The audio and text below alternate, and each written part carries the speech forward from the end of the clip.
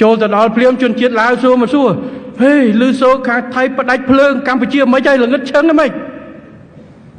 នៅពេលថ្មីនេះបងប្អូនជាច្រើនបានភ្ញាក់មិនមែនតែអ្នកនៅក្រៅប្រទេសទេអ្នកនៅក្នុងប្រទេសបានភ្ញាក់នៅពេលដែលកម្ពុជាសម្រេចម្ចាស់ការខ្លួនឯងនៅក្នុងការធានាផ្គត់ផ្គង់អគ្គិសនីនិងអ៊ីនធឺណិតដោយខ្លួនឯងដោយមិនចាំបាច់ទិញមកពីថៃមនុស្សច្រើនភ្ញាក់ខ្ញុំឃើញបងស្រីម្នាក់នៅញូហ្សេឡង់គាត់បង្ហោះ TikTok ខ្ញុំមើលល្ងាចពេញគាត់ថាពេលយើងផ្ដាច់ឈប់ទិញអ៊ីនធឺណិតពីប្រទេសថៃភ្លើងពីប្រទេសថៃគាត់ចូលទៅធ្វើការកន្លែងគាត់មានជនជាតិឡាវហើយជនជាតិថៃធ្វើការជាមួយគ្នាចូលទៅដល់ព្រាមជនជាតិឡាវសួរមកសួរហេឮសូរខាងថៃផ្ដាច់ភ្លើងកម្ពុជាមិនអីល្ងឹតឈឹងហ្មងគាត់ប្រាប់ទៅវិញដោយការអស់សំណើចគាត់ថាអីមានថៃផ្ដាច់មកកម្ពុជាតាឈប់ទិញថាអត់មានបញ្ហាមិត្តភ័ក្តិរបស់គាត់ប្រហែលអ្នកទៀតធ្វើការជាមួយគ្នាជាជនជាតិថៃក៏គាត់ថាសុំទោសថៃផ្ដាច់តិចការលំបាកដល់កម្ពុជាគាត់ថាអត់ទេកម្ពុជាយើងមានភ្លើងប្រើគ្រប់អត់បញ្ហាការសម្រេចចិត្តរឿងភ្លើងរឿងអ៊ីនធឺណិតនេះគឺជាការចាំបាច់មិនមែនបានន័យថាកម្ពុជា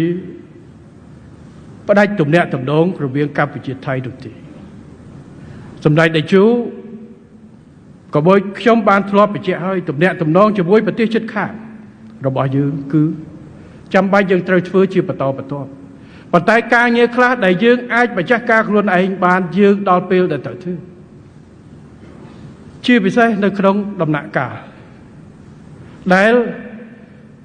វាបង្កើតរឿងច្រើនណាស់ប្រហែលខែទៅហើយរឿងច្រើនណាស់ប្រព័ន្ធព័ត៌មានច្រើនរហូតទៅដល់ខាងអ្នកនយោបាយជាតិនិយមជ្រុលទៅថៃនោះបន្តិចផ្ដាច់ទៅភ្លើងនឹងផ្ដាច់ទៅអ៊ីនធឺណិតនឹងខ្មែរងាប់ហើយខ្ញុំចុះកប៉ាល់ហោះមកពីបារាំងវិញថ្ងៃ12ព្រឹកអញ្ចឹងយប់ឡើងម៉ោង12ថ្ងៃ12យើងកាត់ផ្ដាច់តែម្ដងថាឥឡូវខ្ញុំដាក់សារមួយថាកុំអោយពិបាកខាងភាគីថៃពិបាកសម្រេចចិត្តថាត្រូវកាត់ឬមិនកាត់ពេលណាឬមួយក៏ក្រុមហ៊ុនកន្លែងចរចាកងត្រាចុះឡើងឥឡូវទៅកាត់បង12បងទៅបាទអ៊ីនធឺណិតនៅក្នុងការធានាដើម្បីបញ្ជាក់នៅការធានាម្ចាស់ការខ្លួនឯងកុំឲ្យរឿងមួយនេះវាបង្កើតនូវភាពសពិចសពិល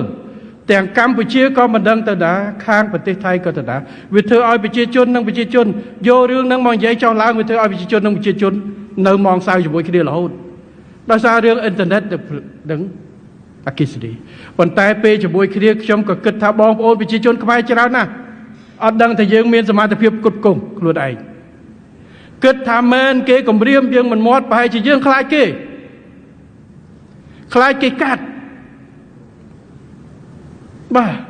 ខ្ញុំជឿឥឡូវប្រហែលអ្នកនៅនេះនៅក្នុងនេះដែលមុននឹងយើងផ្ដាច់នៅក្នុងអត់ដឹងថាយើងមានសមត្ថភាពផ្គត់ផ្គង់អ៊ីនធឺណិតហើយនឹងអគ្គិសនី 100% ខ្លួនឯងហើយព្រួយបារម្ភខ្លាចថៃកាត់ផ្ដាច់យើងអស់ភ្លើងប្រើនៅទិសខាងលិចមើលប្រហែលអ្នកនិយាយត្រង់មើលលើកដៃមើលច្រើនដែរយើងដឹងថាយើងមានភ្លើងព្រោះយើងធ្វើវិរិយអគ្គិសនីធ្វើអីប៉ុន្តែមិនដឹងថាគ្រប់ទេមែនទេឥឡូវដល់ពេលហ្នឹងយើងបញ្ជាក់ទៅយើងមានគ្រប់គ្រាន់នៅក្នុងការធានា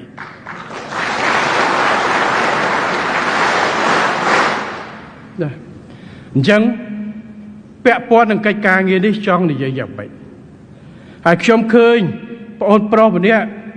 គាត់បង្ហោះ TikTok account របស់គាត់ស្អី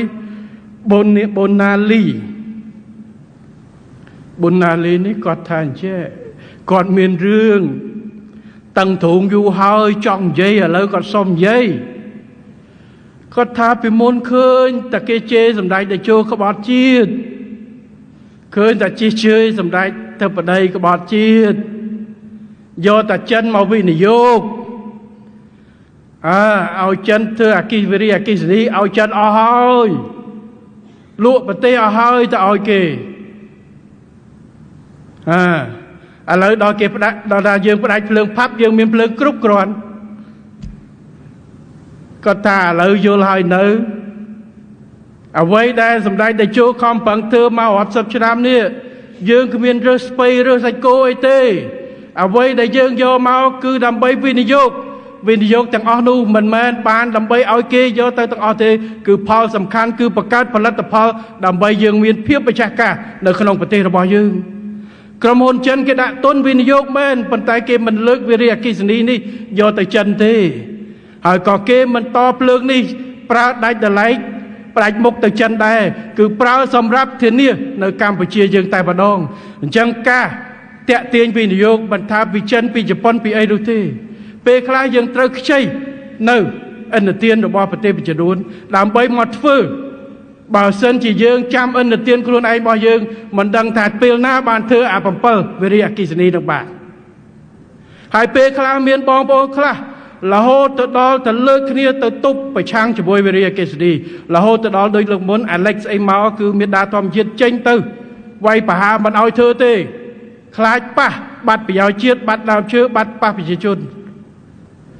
ខ្ញុំទទួលស្គាល់ថាការអភិវឌ្ឍការធ្វើវិរិយអគ្គិសនីពិតជាប៉ះហើយ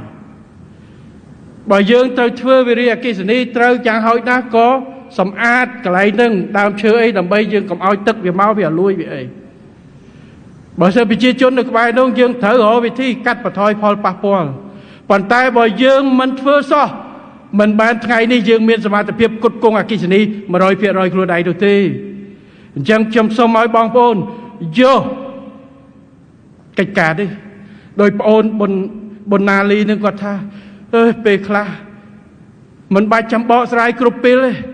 ចាំភ័ស្តុតាងជាក់ស្ដែងលាតត្រដាងតែម្ដងអញ្ចឹងភ័ស្តុតាងដែលយើងឃើញភាពម្ចាស់ការគ្រាន់តែពីមុខ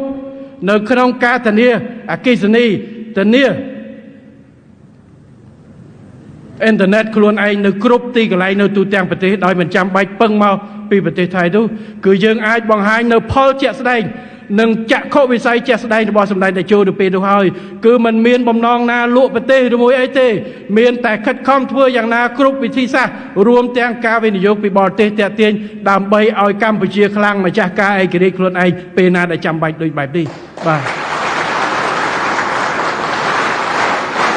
សួរថាបើយើងមិនធ្វើសន្សំពេលនេះទេពីឆ្នាំ98ជាពិសេសតំបន់មកប៉ែកខាងលិចនោះម៉ោងស្មើនេះក៏អត់ទេបាទប៉ែកខាងលិចនោះគឺជាតំបន់ដែលពឹងផ្អែកទៅលើថៃពីមុនពឹងផ្អែកទៅលើការតភ្ជាប់ព្រោះអត់ភ្ជាប់ជាមួយប្រទេសយើងទេប៉ៃលិននៅក្រោមការគ្រប់គ្រងរបស់ខ្មែរក្រហមអត់ភ្ជាប់មកក្នុងប្រទេសទេនៅប៉ោយប៉ែតនៅប្រទេសមានជ័យច្រើនណាស់អត់តភ្ជាប់ទេអញ្ចឹងជាកន្លែងដែលអន់ខ្សោយអន់ក្រនឹងការលំបាកអញ្ចឹងការកសាងនិងការពឹងផ្អែកភាគច្រើនប្រកាសជាទៅប្រទេសជិតខាងហើយប៉ុន្តែដោយសារនយោបាយឈ្នះយើងបញ្ចប់សង្គ្រាមខ្មែររួមគ្នាអត់យ៉ែកទឹកដីបើកច្រកឲ្យយើងតភ្ជាប់ហេដ្ឋារចនាសម្ព័ន្ធតភ្ជាប់ការអភិវឌ្ឍធនធានមនុស្សការតភ្ជាប់នៅកំណើនសេដ្ឋកិច្ចនៅតាមបណ្ដោយព្រំដែននេះហើយដែលធ្វើឲ្យសមត្ថភាពរបស់យើងនៅពេលនេះទោះបីជាមានការគម្រាមកំហែងយ៉ាងណាក៏ដោយយើងអាចឈរខ្លួនឯងបានដោយគ្មានពឹងផ្អែកដង្ហើមអ្នកណានេះគឺជាការពិតនេះគឺជាផលនៃសន្តិភាពនយោបាយឈ្នះដែលយើងបានផលមកពេលនេះគឺជាការពិតដែលខ្មែរយើងបាទដែលអតីតខ្មែរក្រហមអតីតរដ្ឋកម្ពុជានៅជាមួយគ្នាទាំងកងទ័ពទាំងគ្រប់ស្ថាប័នថ្នាក់ជាតិថ្នាក់ក្រោមជាតិដែលពីមុនមិនភ្ជាប់ទឹកដីឥឡូវយើងភ្ជាប់ហើយរួមគ្នាកសាងនេះគឺជាសមិទ្ធផលជាក់ស្ដែងហើយនេះគឺជាអ្វីដែលស្ថិតនៅក្នុងស្មារតីនៃការកសាងធនធានមនុស្ស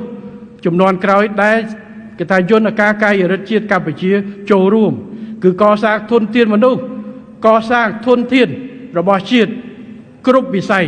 ដើម្បីមានលទ្ធភាពធានាភាពម្ចាស់ការរបស់ខ្លួននេះហើយគឺការធានាឯករាជ្យភាពរបស់កម្ពុជាមិនបានលក់ដីលក់ទឹកដីលក់ប្រាសាទឲ្យអ្នកណាទេពេលដែលខ្ញុំមិនទាន់ឆ្លើយរាជរដ្ឋាភិបាលសម្ដេចតេជោមិនទាន់ខ្សោយគេនាំគ្នាចោទថាតកូលហ៊ុននឹងទាំងឪទាំងកូនលក់ទៅឲ្យគេហើយខ្លាចគេហើយ អាដាមលើកជំទាវបងប្អូនជនរួមជាតិការធ្វើសកម្មភាពនយោបាយមិនចាំបាច់លោតកញ្ឆេងកញ្ឆាកទៅទេការធានាភាពម្ចាស់ការនឹងច្បាស់លាស់យើងមិនអាចលោតម្ដងលិចម្ដងកើតរារាតាមខ្យល់ដោយចុងស្រល់នោះទេការធ្វើការយើងមានភាពអត់ធ្មត់មានភាពចាស់ទុំច្បាស់លាស់ប៉ុន្តែមិនប្រកាសថាអ្នកលោតកញ្ឆេងកញ្ឆាងស្រែកសាច់ចែកចាយនឹងប្រកែជាងអ្នកអត់លោតនោះទេយើងមិនចាំបាច់ឆ្លើយតបរឿងអ៊ីនធឺណិតរឿងភ្លើងនោះទេដល់ម៉ោងកាត់យកត្បូងទៅចប់ហើយបាទវាបានដូចតែគ្នាទៅនេះគឺជាការធានាប៉ុន្តែគោលដៅធំរបស់កម្ពុជានៅក្នុងការដោះស្រាយបញ្ហានេះគឺទទួលខុសត្រូវចំពោះបូរណភាពទឹកដី